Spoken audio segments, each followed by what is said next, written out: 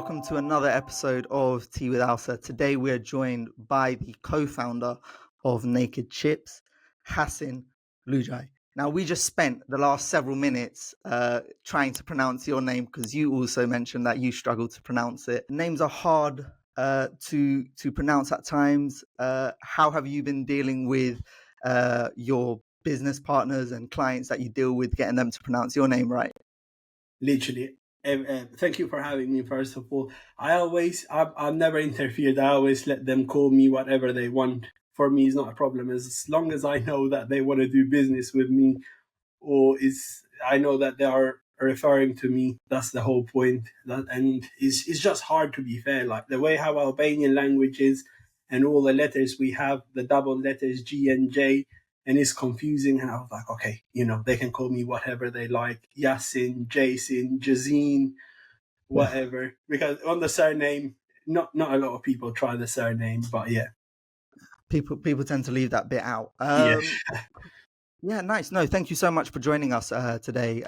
So for people who don't know, we met previously at our entrepreneurship event that we hosted a few months back, which was very great. That was at the Albanian embassy. We got lots of props from the Albanian ambassador as well and their whole team. So that's when we briefly met. We then caught up separately to discuss opportunities of collaborating together, Alsa and Naked Chips. And hearing you talk about your ideas, the questions you asked throughout the entrepreneurship event was very inspiring. So hence why we wanted to get this talking. But to kind of throw it back to you, the best place to always start is in the beginning. So I would like to just throw it to you and you kind of start about how you came here 9 years ago and how you got to where you are. I guess a brief introduction for our listeners. So I came in UK in 2014. First of all, I went to Birmingham. That's where I lived at first, and then I went to school, sixth form, studied there, put a lot of hard work. My English was the only subject that I did not have a 10 in Albania, so it was quite hard. And then going straight to the sixth form, trying to catch up, to work extra hard to make sure to fulfill the dream of getting a degree and everything. And then from there, I stayed 4 years there, started uni, business management and leadership. And then I thought, okay, I need a bigger challenge. Let's move to London, capital city of UK, capital city of the world. That's where all the economics is done, the center of the world when it comes to business. So I came here. I came here, started my second year at uni, same business management and leadership. And then while at uni, I thought, okay, I'm not learning anything new. Everything I know, like it was just coming boring and literally just spending my time. I was not seeing any benefits. I was not getting any benefits from uni. I thought, okay, hang on a minute. Why I'm doing this? I need to be doing my own thing. And then I had the luck to meet with Dennis. Dennis is my business partner, and in a coffee shop is a long story there. And then we were like, okay, let's start a business.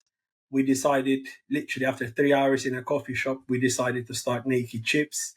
And we decided to start a food truck. We didn't find the name or anything on that coffee shop, but we decided to do a food truck and to sell chips. And then, that was in end of 2019, 20th of December, if I remember right. It's about 3 months before the pandemic. And then, the rest of it is Naked Chips and GG potatoes. So you sought the opportunity during the pandemic, probably when all the other stores were closed. We met with Dennis like way before the pandemic. It was just a meme on Instagram at the time and TikTok about COVID in China. And actually we were laughing about how China is locking down and all these things. We never thought that would come to UK. I remember Matt Hancock, the health secretary at the time, he came out and he said, there is a virus in China, but there is low risk for UK population, this and that. We were just making jokes, all these. And then 3 months later, it wasn't locked down here as well. But that's what happens. Yeah, no one was laughing when it was No lockdown. I one think, was to be laughing. honest though, I don't know if you remember it, but for the first 2 months when it was nice and sunny, I think that's when everyone got all their health and fitness. It was now it was so I remember during the time I remember 1 week before the actual lockdown on the 12th of March we got our license to start trading food. So we were super excited, and then 7 days later on the 19th of March, Boris Johnson comes out and says everyone must stay at home. And then for me it wasn't as much fun because I had quitted my job at Costa. I had dropped out of uni and I spent all my life savings. I put them into the naked chips. So I just had a truck parked outside my friend's driveway, no savings, no job, dropped out of uni in a lockdown. And I was like, okay, what the worst decision I've ever made. I was like, okay, this is the end. And then quickly I registered myself as a volunteer. I just wanted to get out. I said I can't stay inside. I tried to help for a little bit, and then after a few weeks, once we saw that it's not as bad as they are making it, we thought, okay, let's speak to local retail parks and see if they will allow us to open. We managed to open, and then it was a blessing because McDonald's, KFC, and everyone else was closed. Then people had no choice. They were allowed to go out for food, so they would come and buy food and naked chips. And then that's how it started. It wasn't too hard for us to make people to try naked chips because it's not that they had a lot of options. Yeah. And then it was the cool thing, like a van with colors and just chips on a cone. Everyone was like, yeah, let us try it. We were lucky enough to have an Instagram influencer come to us, and then she had the chips. We didn't know who she was, and then literally just blew out after that. We remember we closed the hatch one night, and then we had people knocking there like, "Are you open?" I was like, "Yeah, yeah." We'll open the van, serve them, and then next day when we saw after the Anum came, the influencer, it just blew off completely. We sold what we would normally sell for 8 hours. We sold it for 20 minutes, and we said, "What happened?"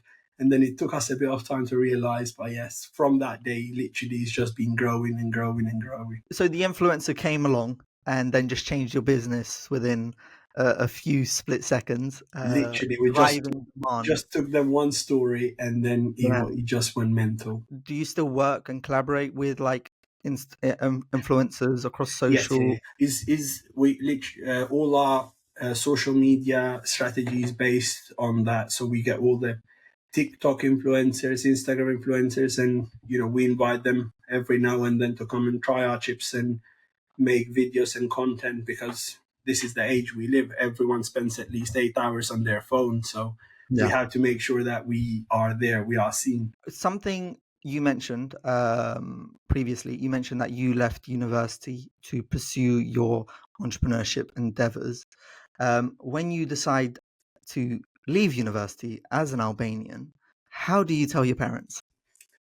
Oh, is literally is the hardest thing because this is every parent, every Albanian has a dream for their kid. They want to see them, especially for Albanians that come out of communism. They want to see their kid with a diploma. It's like, oh, I can't tell my friends you are my, I can't tell my friends my son doesn't have a degree. Is the hardest thing that you would do, and they would try and make you change your mind, but it's literally is the thing that I wanted to do, and I thought let me prove it this way. I have to prove it with a success because if I was telling my parents, my friends, my family that university isn't for me, I'm not learning anything new. Literally, I don't want to sound arrogant, but I knew more than the tutors. I was correcting them. They were giving case studies or they would give us stats and figures, and I would be like, no, that's not right. That's wrong.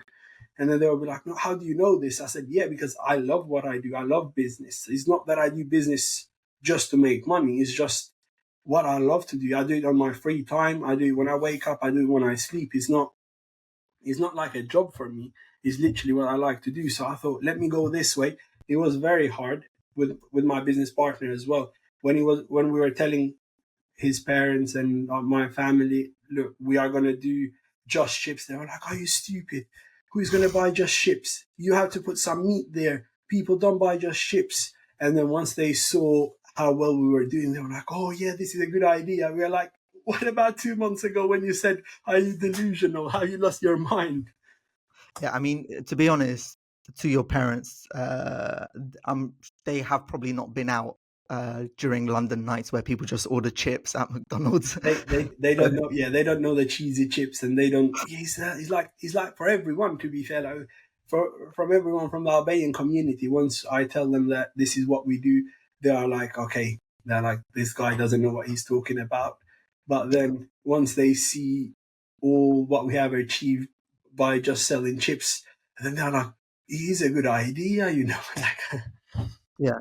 Yeah. But Where do you think you mentioned that you left uni because you didn't feel like they were teaching you what you felt you should be learning. Where do you think that attitude, that sort of like uh the interest in business came from? Do you think it came from like a younger age? Is it something you yeah, developed like as you were growing up? How since did that happen? since I was 12, actually, I never wanted to work for anyone. Literally, even when if my parents would tell me to do something, or if my uncles or cousins or teachers at school or whatever, if they told me in an ordering way to do something, I would get very annoyed. Even though I would probably do it because I was 12 and I was too scared, I would get I always wanted to be able to make decisions. If I was not involved into decision making process, I would not be happy.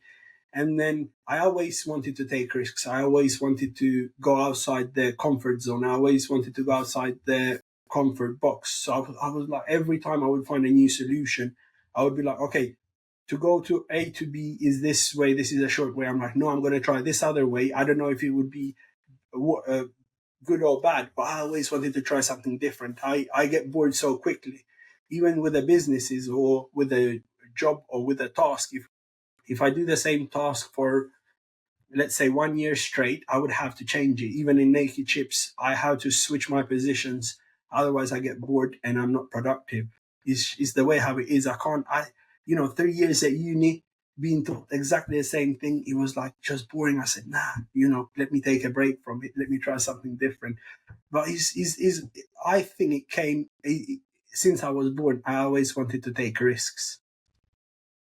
So you would say it's predominantly being that you felt like you were a high risk taker Yeah. from the beginning, which is very, I guess, is very different to probably what our parents grew up with, which is low risk. Yeah, You they know, just want you to get that degree and then be on the rat race for the rest of your life. And it's what they were taught. Like in communism, if you had a degree, you were squadron commandant or whatever, and then it was like the best thing for them.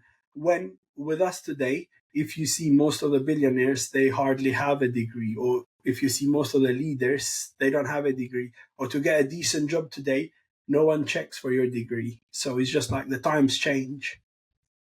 yeah, no, completely. I mean, in anything commercial, business related, certain degrees do not matter. Um, I was going to ask a question, but it kind of just dropped out of my head. So before that comes back in, I want to talk to you about when you and your partner, your co-founder, first started Naked Chips. Was there like you mentioned that it was supposed to be food trucks. That was the idea. How did you then go on about, I guess, doing market research, developing it into a full product, into something you felt comfortable enough to position to consumers? Or was it something that you started to position and then adjusted along the way as you were getting feedback No, as well? So bear in mind, I was 21 at the time and he was 24. We did not have a lot of money. So our business idea had to be something that doesn't require a very big capital to start with. So we thought, okay, like this is how much savings we both have. What can we do with this? So we have the most control and we double our money as fast as we can. And and at the time we were thinking, and so we could do other things as well. We never thought at the beginning, we didn't thought Naked Chips would be a full-time thing. We thought it would be a weekend job where we do festivals and parties and stuff, and then with the time we will grow to the shops. But obviously with the lockdown, this is the thing. Sometimes I say it was a good thing, sometimes it was a bad thing. It helped us to move straight away into having permanent locations and open them. So we thought, okay, let us find food trucks, and then we had to find a product that we have the biggest target market audience, and then what was the thing that everyone eats is chips. Kids love it, grown-ups love it, vegetarians, vegans, kosher, halal, literally everyone can have chips. There's no allergies on them. What you hit 100% of the people. Everyone wants food, so we thought, okay, now how do we do the best chips? Because you can't just go and say, oh, I'm going to sell chips. And then we did research. Who does the best chips? France, Belgium, Netherlands. And then we go there. We do the market research. We see the shops in Amsterdam. And then we are like, okay, how do they do it? We try and work out the recipes. Come back. We tried. I gained 10 kilos while trying chips, cooking, frying, seeing how they will taste the best. You would be surprised the amount of types of potatoes there are out there. It's like thousands of them, and you just have to find the one that fits the best for what you do. And then from that, implementing everything into a food truck. Bear in mind, we have no experience into cooking. Literally, before that, I only could fry an egg.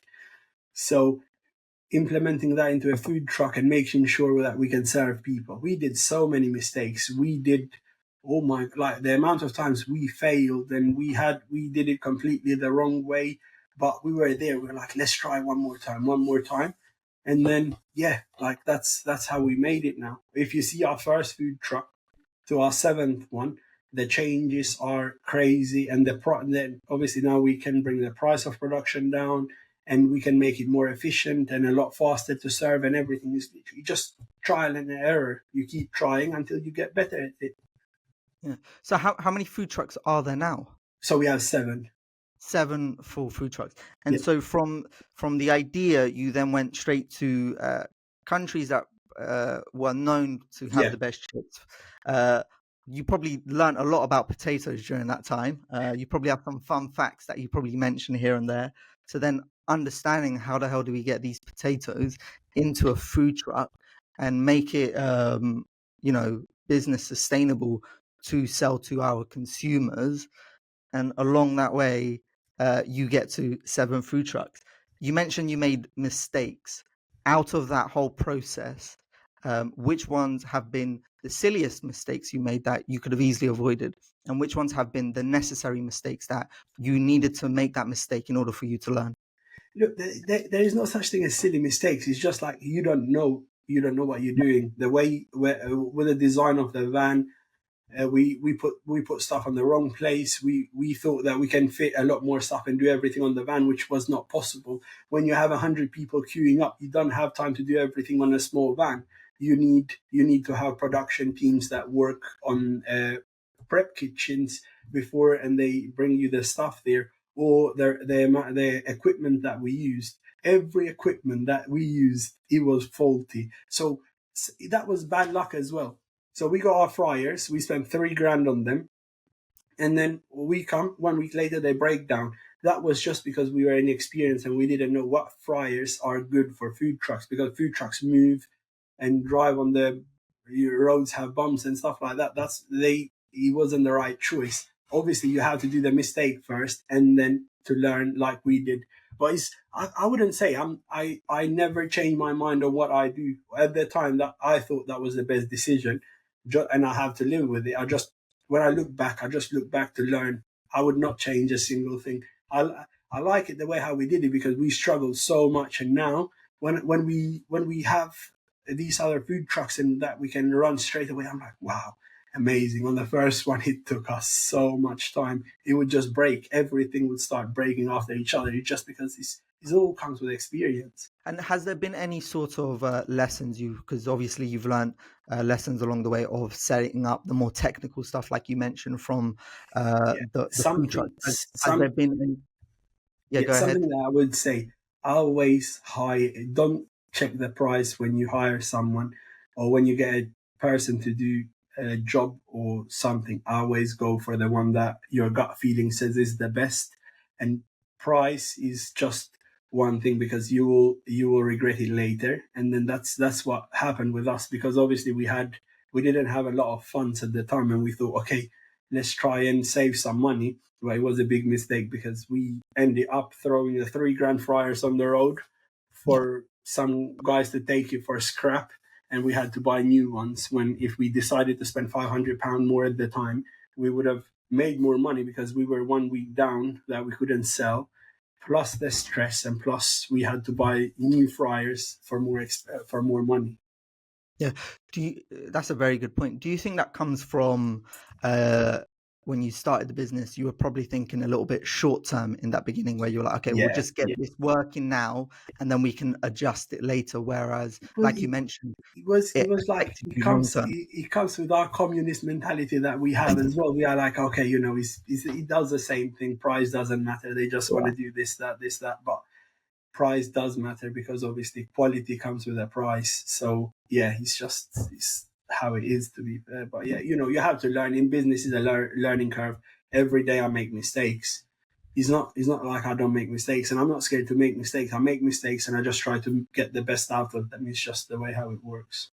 Yeah, you're sort of dealt with the cards you have, and you just have to play them and make sure you come out alive. Yeah, Uh, it's not a sprint; it's a marathon. That's what everyone always says. exactly. Yeah, yeah. And It's it's like a chess game. You just have all your pieces, and then you just have to try and survive. You try and move all of them, but you only have one objective. You want to reach your goals yeah, that you have. yeah. You mentioned something I want to talk about, which I think is also very important. Is you mentioned how in the beginning you didn't like university because you felt it was too monotone. It kept that same thing, and now in your business you try to switch up every now and then to keep yourself productive and in the zone, focused.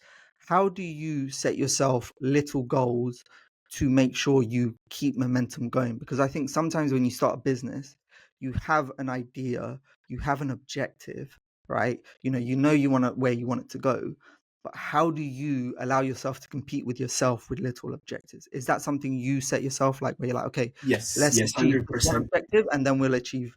And how, So how do you set that up on your end? actually, when I was 17, I was reading the book Think and Grow Rich, Napoleon Hill, I think. Yeah. And then in one of the chapters, it says, write down what you want to be in the future, how much money you want to have, what you want to, all the assets and stuff. And then I remember I wrote these goals and I said, by 20, I want to have this. By 25, I want to have this. By 30, I want to have this. By 40. And then I wrote all these goals. And then I was going through my notes the other day and I was like, oh, like, look, I'm already at 35 and I'm only 24. What I'm doing, like, like Yeah. it went so well for me. But the way how I do it, I put goals that I need to achieve within a day, within a week, within a month, and within the year. Every New Year's night, I'm the type of person that likes to leave the stuff when it gets motivated in the last second. New Year's Eve's night, I take 1 hour. I leave the dinner, I leave the partying and everything, and I just sit down. That's when I'm the most It's not motivation. I don't work with motivation, but that's when I It's get like the. it's Yeah, sentimental. It's like it's the end of the exactly. I year. feel Let's so good to write my goals for the next yeah. year, and then I'm like, okay, now let me write my goals, and I just write some crazy goals, but like when you have the goals, you work towards them. If I put very easy objectives, then what's the point? Imagine I achieve them by February, and then what do I do for the rest of 10 months? I put myself very hard work, so it keeps me going until the end of the year. That's how I do it, and I recommend everyone to put goals. Like one of them is I want to read 10 pages every day. If I don't read 10 pages of a book every day, I will find myself. I will have to give £10 to charity. I would have to give. I would have to give £10 to charity. I would have to do something. I don't know how it works. You just have to do it. You have to do it that way, so you keep yourself going and find the right stuff and the motivation and everything. You would set up small objectives to keep you going. Would you then look to progressively overload that? This is Yeah, something that, yeah, that yeah, works that changes. in So, health as like well. my main goals, I put them on the New Year's Eve, and then obviously I would update them every month because you get new opportunities and stuff that you can't plan. For example, we got someone inquiring to buy one of our businesses. You don't plan. I never thought on the New Year's Yeah, Eve, okay, I'm going to sell my business, but then someone comes along, and then you're like, okay, maybe it might be a good idea to sell it. It's just stuff that you will have to change it as it goes on because it's impossible to predict it. It's just like you just have to try and do your best. yeah. And when it comes to those more, I guess, those bigger goals, when you don't, unfortunately, you might not reach them. how do you still keep yourself motivated? Because I think for a lot of people, what they fear is sometimes they might feel like, if I set this goal too high, I might not achieve it. So I'm going to set an easier goal. How do you like change your Motivation, mentality to motivation make is sure? just it's not the right word to use. People should not do business or should not live their life with the thing, oh, I'm going to be motivated, I'm going to be motivated. I'm never motivated to wake up in the morning. Literally, if I could, I would sleep in every day till 12 and I would not leave my bed. I never get the motivation. It's just work ethic. I have to wake up at 6, I have to wake up at 7, I have to wake up at 8, just so I work towards the goals that I have. If I fail, let it be. I will achieve something else, but at least I'm trying. People put too much pressure, and that's why depression and all these are going up, because people put too much pressure on themselves. As long as I try my best, that's all I can do. There is nothing else I can do. I try my best, and with myself, if I fail, I know that I have genuinely tried my best. That's it. Literally, I'm not upset. I can't say anything. I'm like, okay, this is what I did, and that's what I have to do. Yeah, they often say, "Don't be motivated, be disciplined," Exactly, be and disciplined. That's the consistency. best thing. You have to discipline yourself. You have to put habits. If you do something for 30 days, it builds into a habit. No one is motivated to wash their teeth in the morning. They just have to do it because they are disciplined. No one is motivated to read a book. Let's say, like, okay, Yeah, I can be motivated. I really like to read, but yeah, to read a book, but I put myself. I have to read 20 pages every night. If I don't, then it has consequences. I find myself, I'm like, okay, you can't watch the next Real Madrid game. You can't drive your car to the gym. You have to walk. I don't know. You just make some goal, some fines up for yourself, and then you just put yourself into that work ethic, to that discipline, so you don't fall behind. yeah. That's interesting that you put a lot of you hold yourself accountable as well when you don't achieve those objectives that you set out throughout the day, such as if I don't read this amount of pages, then I can't do X, Y, Z. Do you feel like that accountability is also what's helped you, um, one, just stay super disciplined, two, be consistent with all your work, because you Yeah, hold yourself accountable, you don't hold anyone else. yes, hundred Um, percent. I see it this way with entrepreneurs, and is always a big debate. Are they born or are they made? And I see it to kids. Kids, when they're 2, 3 years old, they don't know anything. But if they want something, they cry. So for them to get that, like, I want an ice cream, and then they cry to get the ice cream because they know that it works. For me, with myself, I know that if I start putting stuff like, you have to, I can't use my car to go to the gym. Then I'm like, it takes me longer to go to the gym walking than it would take me to read 10 pages. So I do the balance. It's just the way how I think it works the best for me. But obviously, every person has a different goal and motivation. So they just have to try and find what the best works. But I see it this way. It works quite well for me. Or I've tried it with a few friends of mine. They said, "Oh, they don't like reading," and I'm like, "Okay, try this." And then now they read more than me, and I'm like, "You see that it works?" So yeah, if it's just a case of try and error. Yeah. So adding those sort of I guess when you add the consequences to those small objective, it kind of resembles real life as well, right? Yeah, If I don't work out today, or if I don't be consistent with my workout, then I'm going to be unhealthy in the future, which yeah, is the exactly. consequence, Or right? like, if you want to, let's say you want to build a six pack, and then you are like, okay, I'm not going to the gym today because I'm not motivated. Motivate. You have to put it in Yeah. your discipline. It's like eating food. You are never motivated to eat food, but you need to eat food. It's exactly the same thing. You have to build it into your routine. If you want to build a six pack, you have to go to the gym. It's very simple. You can't be like, no, no, this, not that. You have to go to the gym, or don't eat. It's simple. Or I don't have time. When someone says I don't have time, I'm like, you're lying. They're like, why? I'm like, open your phone, show me your time. How much time you spend on your phone? Is like 14 hours. I'm like, that's why you're lying. You have time to spend 14 hours on your phone, but you don't have 20 minutes to read 10 pages. Like, Mm. it doesn't make sense. Yeah. There's this great wallpaper that I think you can order online, and it asks you to fill out what your age is. And then what it shows you is it will show you a dot, and it will resemble one dot each week, and it will show you have lived this much of your life. This is the remainder of your life.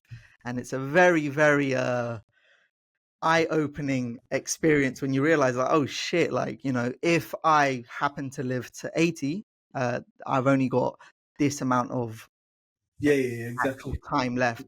And if you're I've not with seen it. I will keep a note, and I will definitely do a research. I'll send it over to you, because it's actually very it's very eye-opening when you realize the amount of time that can sometimes be wasted on the things that are useless. I'm not talking about relaxation, mental health, those sort of things, because those are very much needed.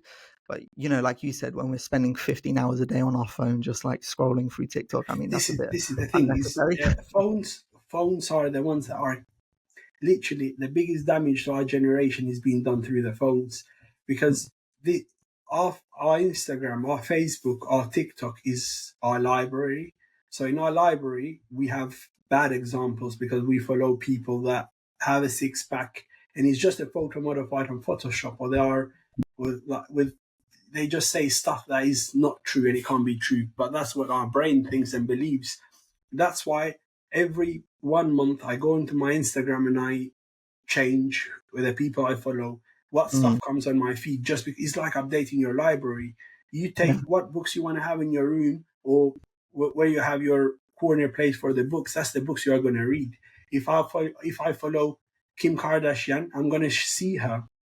If I follow Cristiano Ronaldo, I'm going to see him and I'm going to see their lifestyle. They only post a picture and it shows them smiling with that big fake smile, but it doesn't show their problems. It doesn't show that sometimes they feel lonely. Sometimes they have no motivations to do stuff. It doesn't show them doing the bad things, the stuff that the stuff that we are not happy and we don't do anything about it. It's just the way how it works.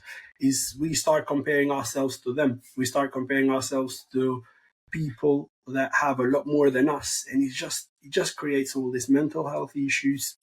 Most of our generation struggles from that, and all these bad effects. So literally, if I could give you an advice, is go check who you follow on Instagram and just update it. Start following some new people and just get inspired from them. yeah. That it resembles to what it's like in real life, where your environment will have an effect on who you are, right? Yeah, If you and if your closest five friends are all people who do just partying and going out, then you are in form an extension of that. And it goes the same with what you're following and what you choose if to if you have consume. five friends that have are business owners, you will be the sixth one. Yeah, There's no way that you will stay and you go out partying while your friends are business owners. But if you have, like you said, five friends that go nightclubs, you'll be the sixth one. If you have five friends that play sport, you'll be the sixth one, yeah, because that's what they do. And it's just, but these days we spend a lot of time on social media. That's why mm, we have to be careful, and we have to manage our social media, how to manage our library. That's what I like to call it. Our library upgraded. Get yeah. rid of bad books and get good books in it. Yeah, definitely. I think you also, if you remember in the past, we would go on to these when there was lots of processed foods. We would focus on diets. Now I feel like people are focusing on information diet, the content they consume. That's been something that I'm a big proponent on, is choosing the content you consume. Even when you choose people who are too like motivational, it can be very annoying because it sounds fake sometimes. It's Yeah, like, it is fake. oh, Is look at me, I made this and I made XYZ. And it's like, yeah, but that sounds fake. We want, so follow authentic people, follow exactly. Yeah. authentic brands, those sort of things, because then that puts you, I feel like it puts you in a better mindset, because when you are younger, you're trying to find yourself in this world. You grapple onto the nearest things to you to take inspiration from. So that can come from Instagram, it can come from TV, and if all you're consuming is, you know, bad role models or something like that, Exactly. or someone who doesn't align with your goals, then ultimately you're not going to reach the person you want to be. So you should always set 100%. yourself up Because as role people model. will live to the expectations of, okay, I like to do the I like to do something. For example, is a very good example that I like to give to people is Nokia with iPhone. When Nokia was out, I remember I was a little kid. I had a Nokia. I would play the game with a snake, and I was the coolest kid around. And then when I would give it to my little cousins or something, they would be like, "Oh my God, he has a phone," and he was so proud. Imagine taking that Nokia today and having that Nokia. You would be embarrassed. How the time changes, the context, how you see things changes. Today, you need to have the latest iPhone with 4 or 5 cameras, with all these things. If you have a Nokia, it's not a good thing. Everyone will be like, "Oh, but you just have to make the most out of it. You just live for yourself, don't live for others. Social media is fake, is literally what is destroying our generation, and it is no one is stopping it. They just want with the AR and all that. Now it's just going to get even worse. Mm. We have to be focused. Yeah, no, I completely agree. I think there's also, I don't know if you've seen as well, there's now companies who produce phones analog style, like the old style, but they keep Yeah, it somehow new, just to get rid of distractions. And now there's exactly. apps as well, where it's like one of my favorite, well, one that I've seen, which I really like, I think it's called Breathe or it's called 1 Minute. I probably have the name wrong. But what it does is anytime you go onto a social media app, it will cover the screen and it will say, breathe in, breathe out. And then it Yeah. will ask a question. And it'll be like, do you actually want to go on Yes. Instagram? No, I And have. what that does is it breaks the we were talking about habits. It breaks the habit because sometimes we build those habits of I'm bored, I'm gonna go on Instagram and scroll Exactly. mindlessly. And then you just realize 2 hours have gone just scrolling down, and I'm like, Yeah. okay, is I have a jar with a time, so I put my phone in and it locks in, and then literally for let's say 1 hour, I can't access it. It doesn't matter what it is. I can see it ringing sometimes. I'm like, I need to answer, and I can't access it. It's just you have to restrict yourself. Phone is too good. Spending time on TikTok, and all these algorithms, they make it so good for us. Literally, they hear us speaking, they know everything, and they just put stuff that they know that it will interest us, and we see it. Is the way how it works because there is thousands of people working on that. We just have to try and break that and try and make ourselves better. And the only way to make ourselves better is to invest in ourselves, improve ourselves, take courses, read books, and just try and be engaged and get new content. Is if we consume what is shown on TikTok is sad really. If you ask any young kid these days what you want to do in UK, in Europe mostly, they all say I want to be a YouTuber, I want to be a footballer.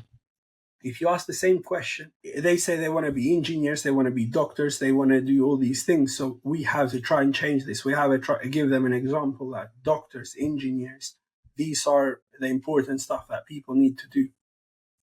Yeah. But I think to kind of play devil's advocate kind of into that is I feel like YouTube, even back in the day, would you want to be a singer, a pop star, an actor? It kind of goes back to our innate human feeling of wanting fame, of wanting, look at me, I want to impress others. And part of maturing, that's why like loads of kids want to be that, the pop star, the YouTuber. Part of maturing is realizing that actually I don't care about what others think. I want to do what's best for me, what's best for my community, and what's best for the loved ones around me. That's all I care about. Yeah, exactly. It's just we have to try and work towards that. If let's say with everyone that I know, I try and show them how fascinating the science is.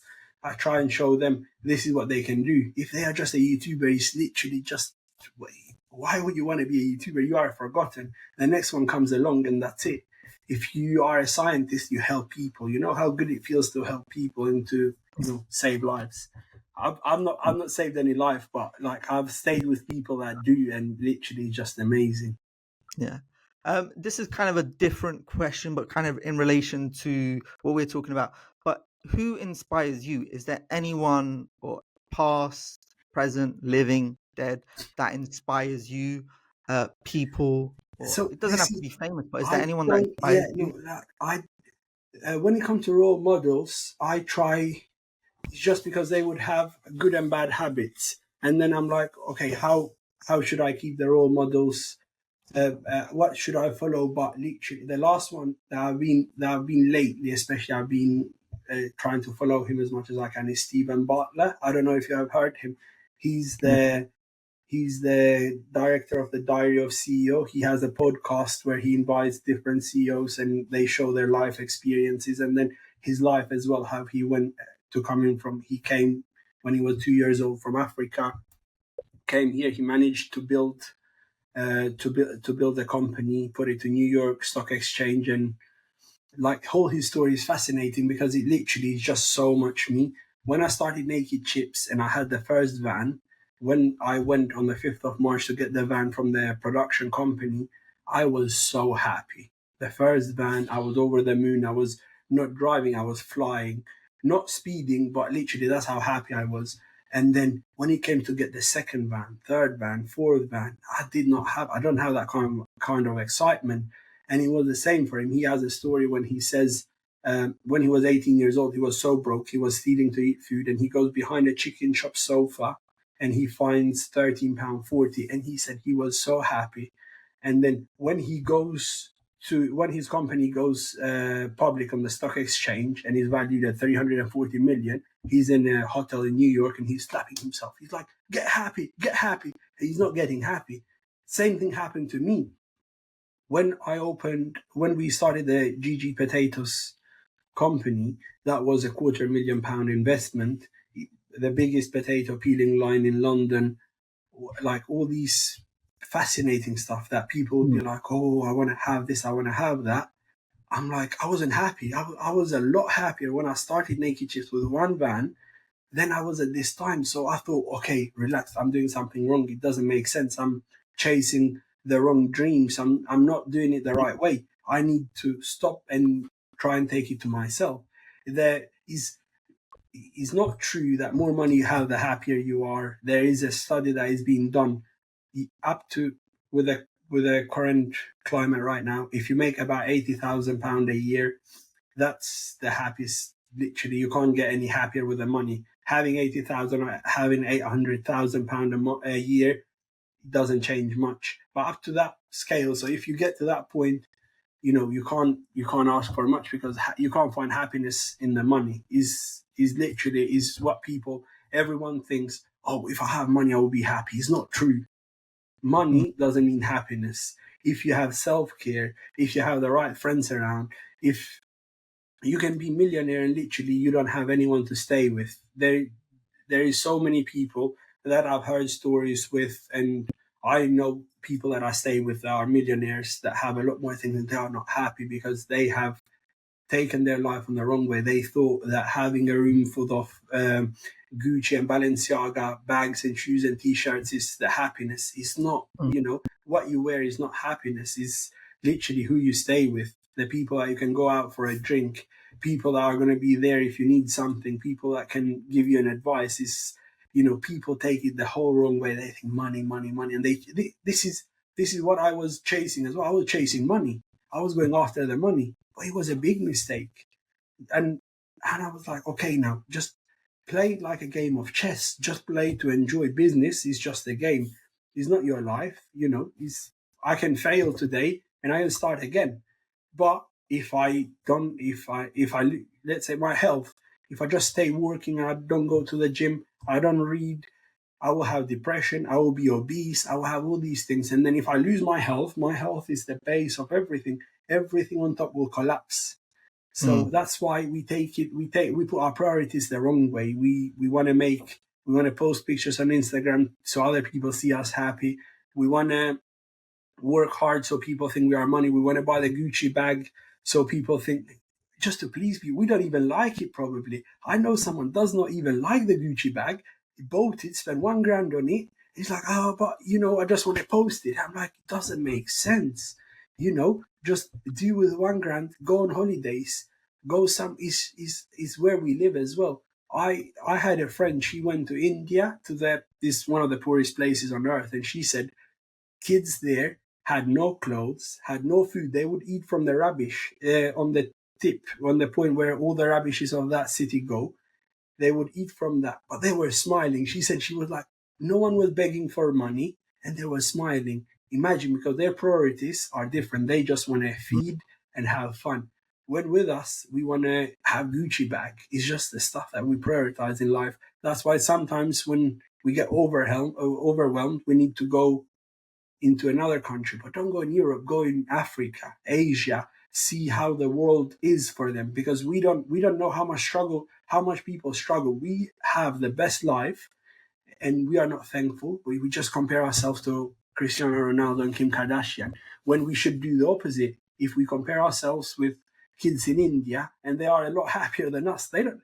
In India, they have a lot less depression, a lot less divorce rates, a lot, like, everything is lower than here. It's just because the way how we see Instagram and TikTok all day long. Yeah, I guess, that this whole conversation, it kind of links back to, we are very much in a consumerist probably society, where we feel like we need to consume in order to be perceived as XYZ. Like you mentioned, people buying Rolexes to show off to other people, people buying the Gucci bags to impress someone else, not to impress themselves. It's very different if you buy something because you're like, oh, I appreciate the artistry, the effort put into this work. I appreciate this brand.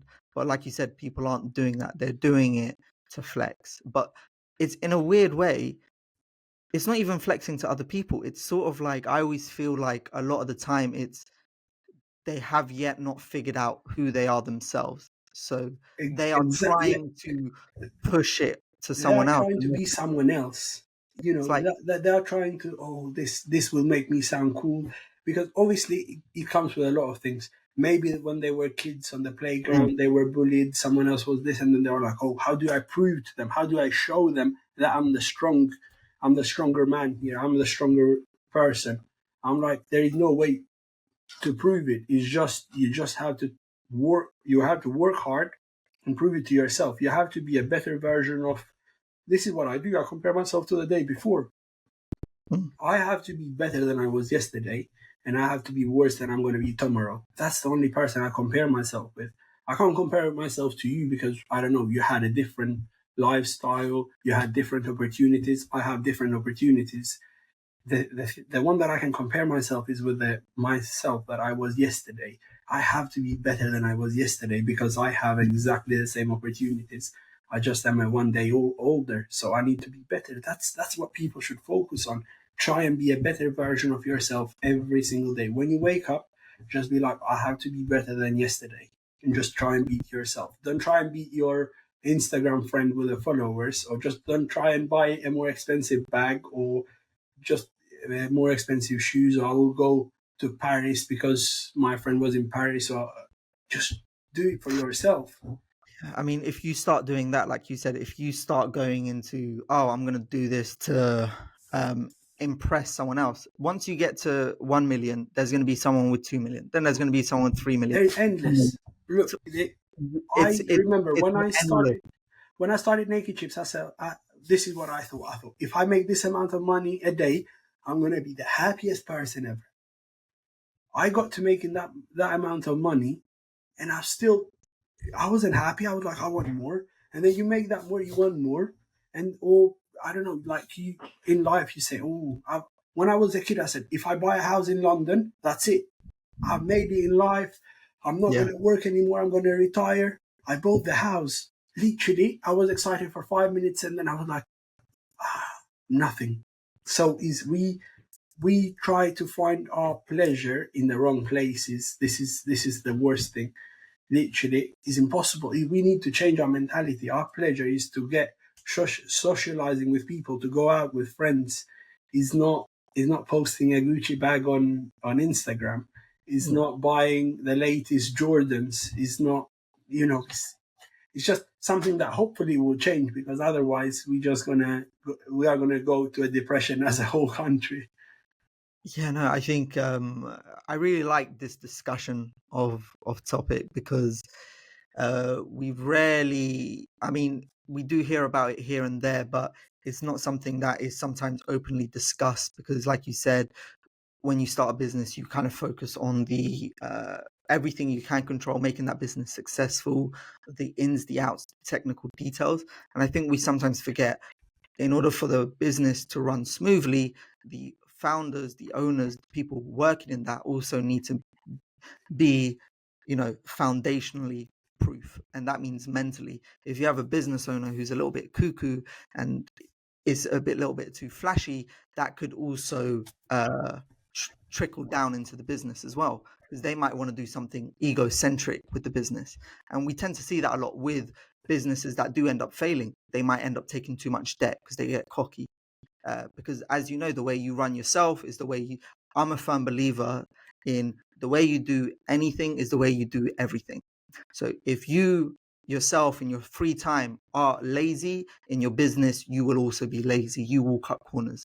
If you in your free time work out, are consistent, then you will also in your business have those checkpoints to make sure you're doing things right. And I believe those things trickle down. I don't think you can separate it, because if you have a say in the business, your influence, your character will decide that decision as well.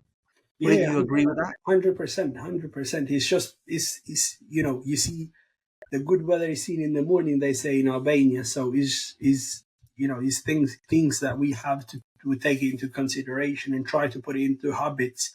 Nothing works with motivation. Motivation is a big scam. Is what people say, you'll get motivated. If you say, I will go to gym on Monday, if you don't go to gym right then at that time that you are thinking, Monday is going to be next Monday. You will never go to gym. If you want to start reading, you start reading now. You don't start reading in the future. Whatever you want to do, you have to do it because you put yourself, you make a diary and you get all that in. If you don't plan it, you are not going to do it. It's just simple as that. You can't motivate yourself. You can only build a routine that works for you and is in your best interest. Yeah. From your perspective, what are characteristics that when you see from other entrepreneurs, you can tell they're going to be successful? What's I something? think risk taking is the biggest one.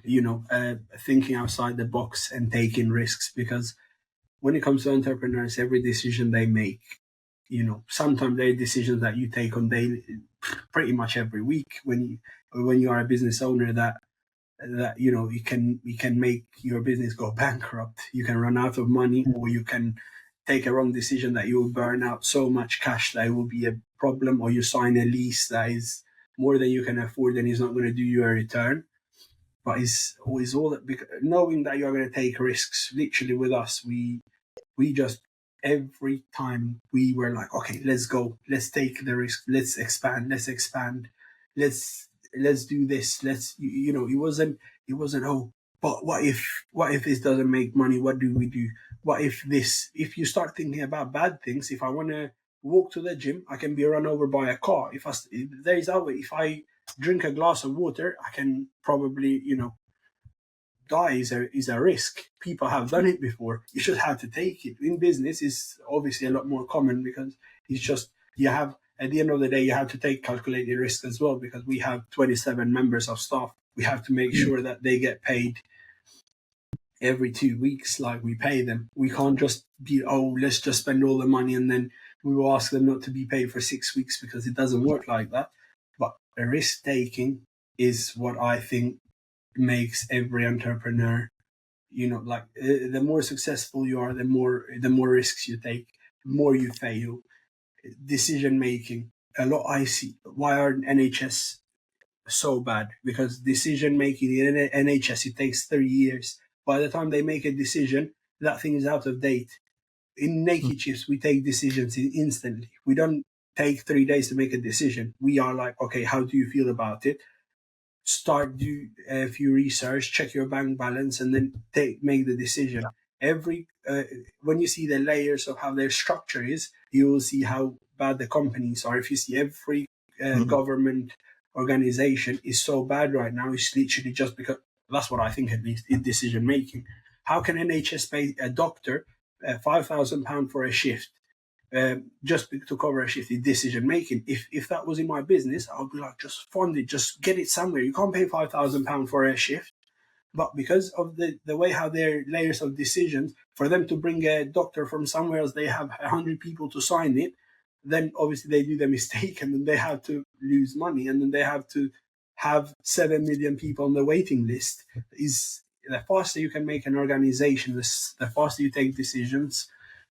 That's why it's risk. You fail, you learn. Just fail fast. You're going to fail anyway. Even if you take 3 years to make a decision, if that's the wrong decision, you're going to fail. It's yes or no. It's not such thing in the middle. So you have to take a decision, take it fast, fail fast, try the other one. If fail slow, that's a big problem because you don't have time to try something else. I believe age is a big indicator when it comes to starting a business because right now I can risk everything. I'm 24. But when I have kids, when I have all these, it's going to be a bit harder for me to fail because I'm not just going to fail myself. I'm going to fail my family as well. Yeah, you've put some very good characteristics there. One was risk taking, which is very, very important. The second was agency, being quick, having agent when you are given decisions to make. You're not just waiting around. You are making that decision on the spot, knowing the consequences of both. Knowing the rewards and the consequences if it was supposed to go well, if it was supposed to go bad. And I think those are like great things to have as an entrepreneur or a business owner. And I think you're completely right in mentioning as well that when you are younger, and this is something I'm a big proponent on as well, is you should take more risks because you have less to 100%. lose. When you are younger, you have everything in your favor You to have take nothing those to lose because if I see my friends that are 24 years old, they don't have a business, they don't have 27 staff. If I lose it all, which obviously I don't want to do it, but if I lose it all, I'm not going to be behind. I'm just literally I can get a job, I can do something, I can start another business. But if I don't take risk, what's the point? I don't want to be in 10 years be like, why did I make that decision? I could have been twice the size we are now. It's just take the decision, take the risks. It's what is there to lose? Yeah. One thing I want to ask you about, because I'm always curious about this, is you are a co-founder. So how do you decide that this is the right person to get into business with? Because, choosing the right co-founder is Okay, also so important. this is I think literally I always thought I can't work with another co-founder. I have to be the one that takes every decision. Completely wrong. There is always better people than you to do the jobs. This is another thing. The faster you learn this, the better your company is going to be more successful. When we started Naked Chips, I was frying chips every day with my co-founder, and then I was like, no one can do it like me. I'm not going to keep the same amount of reviews. People are not going to come. And then I was like, okay, but what if I want to scale? I don't want to be someone that works. I'm a worker. I'm not a co-founder. And then I thought, let us start trying to hire. We hired people. Now we have people that are better than us. Literally, there is better than us. Yeah. And there is people that do the job better than me, probably every position now. And I'm like, wow, this doesn't make sense. The person that looks after all the hiring and firing staff and payroll and keeping I'm like, okay, she does it 100 times better than me. Like, it doesn't make any sense. Why did I thought that? So I changed that. Now I think for us to scale, to go to the next level, is all about hiring the right person into the right time. I don't have experience. I never managed 30 people. I'm like, I'm learning. But if, let's say, my company goes to 100 people, I'm going to get someone else to do the CEO role as well. I can't do it. I'm not good enough. I don't know how to do it because I've not done it before. It's not, I don't want to be the one who I know everything. I don't know everything. I'm learning every day. You need to get people that are more talented than you. Same with my business partner. He is so good at things that I'm bad. And he's very good because it works both ways. And he's very good. He's good on the things that I'm bad. So we just fill each other and help each other into all these things. We always split it the way how we are going to do our decision, take our decisions. Everyone has their own sectors of the business where we decide. Yeah. No, so I think it's very important to learn to delegate tasks. Delegate is very important. 2 decisions. When you start a business, your business partner is very important. And when you get married, I've not got married yet. But I don't know when it will happen. 5 years, 6 years, God knows. But that one is literally exactly the same kind of thing. You you have to get the right person. Otherwise, everything that you have built, it will just go down. Is the way how it is literally how it works. Yeah. And I mean, I know you told me this story already, but I do find it a little bit funny. But it'll be good for the listeners to hear how you and your co-founder, funnily enough, how you actually came together. It wasn't through, a forum. It wasn't through being in the same university. It was actually through somehow your parents knowing each other. Yeah, it was quite funny actually. So you know how Albanians like to set up marriages and all these, and then my mum goes, okay, let me try and set up one of my cousins with Dennis's sister at the time, and I'm like, oh, it doesn't make sense. What are you doing? Are you crazy? It's 2023. And then they meet. They're like, oh, what does your son do? My son works online, has online shop. What does your son? Same. Let us exchange numbers and we'll do something and let them meet. We meet in a Costa shop like real Albanians, Yeah. and then literally I was like, okay, Albanian that doesn't work in construction, Albanian that is not a drug dealer. Okay, let's see, and then that's how that's how we managed it. That's proper Albanian way we got Yeah. set up. By that's gonna be I'm gonna tell my parents about that. I'm gonna be like, listen, forget trying to find a wife. Be the business. I told my mom, I said, Mom, look, you set up me once, you can't set me up twice. She said, No, Yeah. you need to get married now, this, that, this, that. I said, relax. I have to find, hopefully she won't see this podcast, but It's fine. We will send it directly to her. she's 100% she's gonna be looking for it. My brother will snitch me or something. Yeah, no, it always happens. And to bring this all back to, because we had a great discussion around the foundations of characteristics in order to build a successful business, which are such valuable.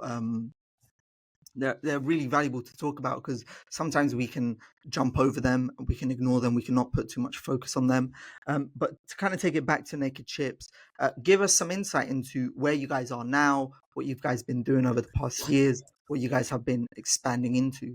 Okay, Are, so are, we are we franchising into Albania is the real question. Okay, look, I don't want to go into franchising to Albanians because I had a very bad experience, but probably on the next podcast we can talk about that. Yeah. So we have 4 locations that we are open every day. Is Beckton, Ilford, Ramford, Edmonton. We are opening today or tomorrow or next week in Basildon, and then we have another 2 coming up as well. We want to come to West London so bad. I know a lot of people have asked. It literally is, I'm working as hard as we can to go to the West London, and that's our locations. And then we have 3 other trucks that we do weddings, parties, birthdays, we do festivals, and so on. So that's another place where we are is very busy, especially during summer. So we do different festivals up and down the country. We go up to Manchester, and we have that's what it is with that. With the other business, Chichi Potatoes, we supply naked chips with potatoes, as well as we supply restaurants, fish and chip shops, and care homes, and everyone that needs fresh potatoes. We have a big capacity and a big supply chain there ready. We get the potatoes from Cambridge, not from Cooks, like everyone keeps asking. Do you get your potatoes from Cooks? I'm like, Albania can only produce enough potatoes to last us 2 weeks. They do it by hand. That is pretty funny. You should maybe that could be one of your products. Yeah, no, Chips. this is I will have a line. Limited edition. Our whole plan is to buy our own farms, and Yeah. then probably next year, and then we will start bringing Cooksian farmers to plant our farms, and then we can say made from Cooksy. Yeah, exactly. No, that's perfect. So it's great to see that as a business owner, you started with one area of the supply chain, selling directly to consumers, to then moving down the supply chain and actually supplying chips and diversifying your product offering, not only to just direct to consumers but also businesses as well. And it looks like you want to expand that even further to having your own Yeah, farms. we literally want to have control of the whole supply chain, so Yeah. more margin for us. Yeah, more margin, but also, like you said, it's more efficient. Yeah, it's more As efficient, you're and more, you will never have problems like this year because of the drought last year. It was a mm, very bad season for the potatoes. Potatoes hit rocket high prices like UK has never seen it before, yeah, £920 a ton, when the previous record was 480, just because of how dry it was last summer. So then we realized, we thought, okay, look, this is out of our control. But if we had our own farm, this would be in our control because we would have our own potatoes yeah, and we would not have to stretch, is super expensive for us. We get one lorry of potatoes a week. Normally we would pay £9,000, it went to £27,000. And we were like, doesn't add up. If we had our own farm, that wouldn't happen. We would not have to put prices up for our own customers. Even if we did, we would have to put it with a lot less than with the way how it happened, because we had no control over supply of potatoes. And yeah. we No, learned it the hard way. no, but I think it's like you said in the beginning, you have to take those lessons on. You have to, in Exactly. order for you to know. This The amount of stuff I've learned, I'm like, Yeah, how did I start? I knew nothing. How did I yeah, start? I'm like, it just doesn't make sense. People, they can never, people are like, oh, I need to get more experience. You will never learn. No one is going to teach you how to make money. No one is going to, I'm not going to give no one the franchise. I charge people franchise fees. We have two franchisers. One is in Edmonton, and we are taking another one on board quite soon. We literally just building their truck. We charge them to train them and to give them our knowledge yeah, and to put them in our supply chain. And it's not for free. I did not. No one came and knocked on my door and said, "Sit down, let me show you how to fry chips." I had to go and do the research. That's with everything. If you don't start, you're not going to get it. It's just as simple as that. yeah. No, it's a very, very valid point. Which kind of, I guess, as we're coming to the end of this discussion, which I really do have appreciated, which has been great because the notes I had here was more technical and business related, and we went into more characteristics, the mental frame of things, which is great because that is just as important, building that foundation. But I guess kind of going, a question I always like to ask every guest when it comes to the end of the podcast is, what are your book recommendations? What has been a book that's inspired you? I can see a few books there. I think I can see the 48 Laws of Power, if I'm Yes, not mistaken, that, which that, that, that that's the I one. think that's a great book. I think that's a good book. Okay, look, I only read one chapter on it, but I have some books on the queue, so I always leave the books that I'm going to read. The next books, I leave the book that I'm reading, the next one, and the one after that, because I get a lot of recommendations, and that's the only way how I can finish them. If I just leave it onto my plate, then I will get distracted from the book. Yeah, So that's the way. I haven't read it yet, so don't spoil it for me. I've had people to tell me stuff about it is very good, but I will wait and see. One book that I recommend everyone not to read it, because everyone reads it, to study it, and then to get the essence of that book, is Rich Dad Poor Dad.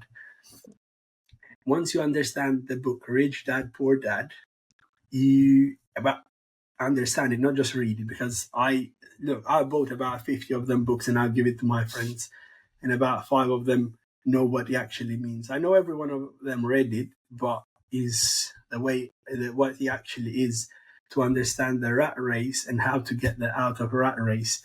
If you stay into the rat race, I read that book for no reason. You just say, "Oh, that book is good," for no reason. mm, Once you get the whole essence, what Robert tries to say, and how the actual world works, how, like with A to Z. Literally, I read that book when I was 14. I read that book when I was 17. I read that book when I was 19. Every time I thought I got what the book means. I only got what the book means when I was 22. So if you have read it, read it again, please. Read it mm, again just try and find podcasts or YouTube videos about it where he explains it, the whole thing, and then you will definitely have a different view of the world. Yeah. Another one is because Rich Dad Poor Dad is like literally is like what can I say, is the main book when it comes to business. You have to understand that book. Another one is Sexy Happy Millionaire from Stephen Butler. Okay. Get that book, read that book, because is literally what everyone in our generation needs. They need to understand that they are chasing the wrong thing. Money is not happiness. Happiness are other things. Happiness is people that we stay with, to Mm. have friends that we can go to a birthday, to have someone to call if we achieve something. Imagine Stephen Butler said, I sold my company to the New York Stock Exchange and I had no one to call to. You don't want to be in that position. You want to have someone that you can share the good news with. Yeah. So So, yeah. yeah, no, I was going to say the Rich Dad Poor Dad. I've asked that question since the beginning of this season 2, and I think that is the third or fourth time it's been mentioned. So it is a very prominent book, and to be honest, like you said, I consider it a very good introduction book. It's a Look, good book, easy I to read, I have very said for Rich Dad Poor Dad. I said I read it for the first time when I was 14 in Albania, yeah, and I thought, okay, this is good. This is good. I didn't get what it meant until yeah. I was 22. So even though if someone asked me, I would be like, yeah, Rich Dad Poor Dad. I only probably got one or two sentences of it. Once you get the whole book, how it works, because it doesn't show how it works. It says how the world works, Yeah. how to make money.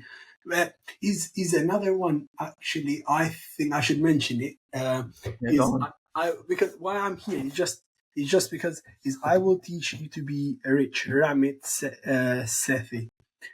This one is a very simple book. It's a lot simpler than Rich Dad Poor Dad, and it gives you a few ways how you could manage your money a lot better. It's just like what people need. If I was to give you a book recommendation, because I know people are giving you book recommendations, there's one which I think could be of use to you, and it's one that when I talk about from my perspective, books that I like to read.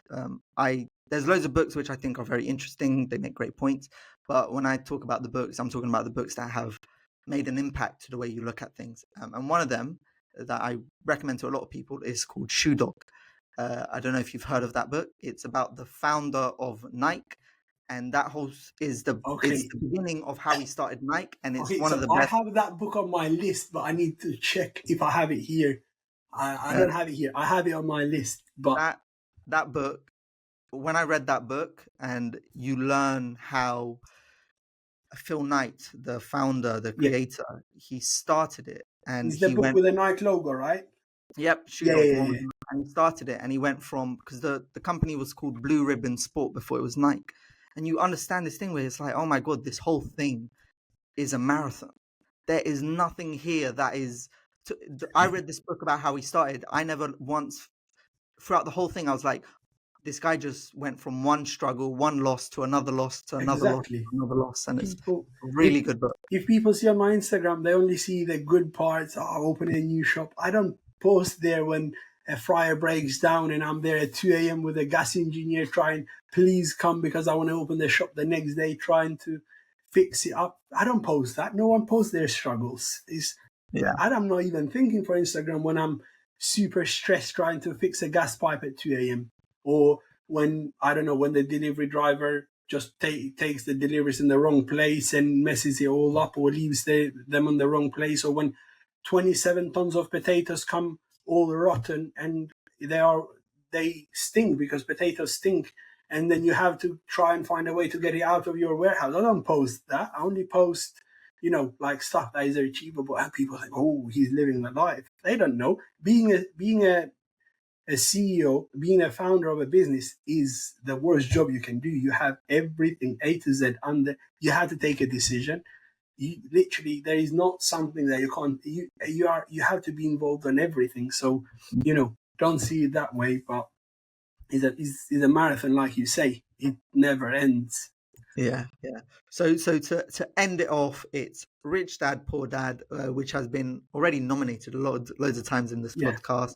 It is the Sexy Millionaire. Happy Sexy Millionaire. It's nothing to do with the title. It's, like that.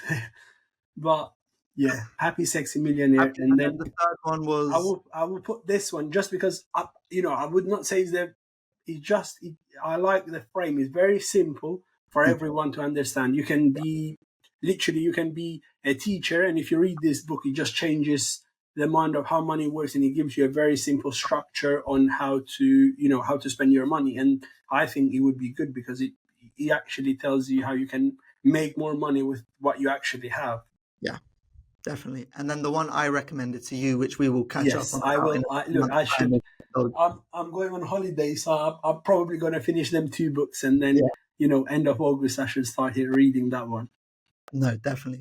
Well, listen, thank you so much for taking the time today. It's been a very interesting conversation.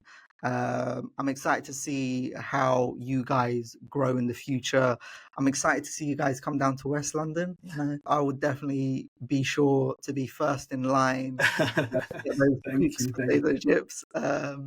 But no, appreciate it. Thank you so much. If there's anything you want to let our audience know about where you're based, how they can find you, you can drop that all right now. Yeah, literally just follow Naked Chips, or if you need any advice when it comes to business, just go to Jasin Lugjaj or something on Instagram. I can't even remember mine, but you can find it. It's only one of me. Yeah, my name is not very common. My surname is like 40 people, I think, have it in total. So you can find me, and then I'm so happy to help you and try and make Albanians great again, because our reputation is very, very bad at the moment. We are drug dealers, we are murderers, we are everything, but we are super smart. From the latest news I've seen, we are the first people that came to Europe, God knows how many years ago, and we should not be let our name to be ruined. Just work hard. Don't support drug dealers. Support business owners. Help each other. Don't be jealous of each other succeeding. Just say why I don't have it, and see how you can improve yourself. I'm super happy to help any one of you and give you an advice on how to start. And give my connections.